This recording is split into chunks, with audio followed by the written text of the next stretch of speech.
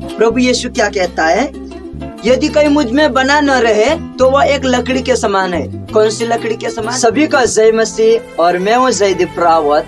आज के इस वीडियो में आपका वेलकम है, क्योंकि आप भी प्रभु यीशु मसीह के बारे में जाने और कुछ नया सीखे।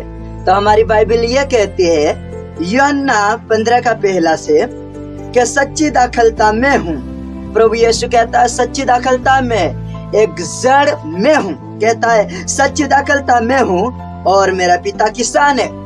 प्रभु यीशु क्या कहता है? सच्ची दाखलता मैं हूँ और जो मेरा पिता है वो किसान है।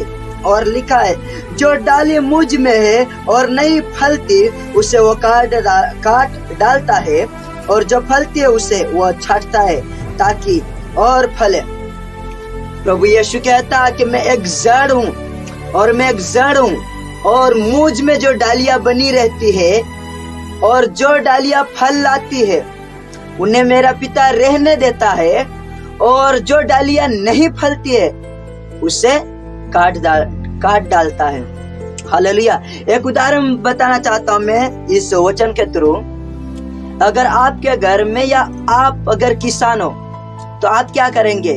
आपके खेत में या कुछ आप बोओगे और उसमें कुछ चीज खराब हो जाएगा तो आप क्या करोगे? उसको निकाल दोगे। उस चीज को क्यों निकाल दोगे? क्योंकि वो दूसरे चीज को खराब ना करे। इसलिए वचन ये कहता है जो फलता है उसे पिता रहने देता है, और जो नहीं फलती उसे वो काट डालता है, क्योंकि वो किसी काम का नहीं। इसलिए वचन कहता है 3 में लिखा तुम तो उस वचन के कारण जो मैंने तुमसे कहा है शुद्ध हो। हालेलुया। प्रभु यीशु कहता है जो मैंने वचन कहा उस वचन के कारण तुम शुद्ध हो। कौन शुद्ध है? हम और तुम। आगे वचन लिखा है तुम मुझ में बने रहो और मैं तुम में। जैसे डाली यदि दाखलता में बनी न रहे तो अपने आप से नहीं फल सकती है। हालेलुया। वचन कहता है अगर एक पेड़ से वो डाली अलग हो जाएगी तो वो डाली नहीं फल सकती। आप समझ सकते हो कि पेड़ से अलग होने के बाद एक डाली नहीं फल सकती है, क्योंकि वो टूटने के बाद सूख जाएगी, और सूखने के बाद वो जलाने का काम आएगी। और आगे वचन कहता है मैं दाखलता हूँ तुम डालियां हो, जो मुझ में बना रहता है और मैं उसमें वो बहुत फल फलता है। और जो डाली पेड़ से बनी रहती है वो डाली फलती है, और जो डाली पेड़ से अलग हो जाती है वो क्या हो जाती है? वो सूख जाती है, और वो सिर्फ जलाने के काम आती है। इसीलिए ये वचन हमें समझाता है, या हमें एक उदाहरण देता है एक दृष्टा ने, कि हम इसे समझे कि ये वचन क्या कहना चाहता है। इसलिए मैं तुम्हें समझा रहा हूँ, आप समझे इस वचन से।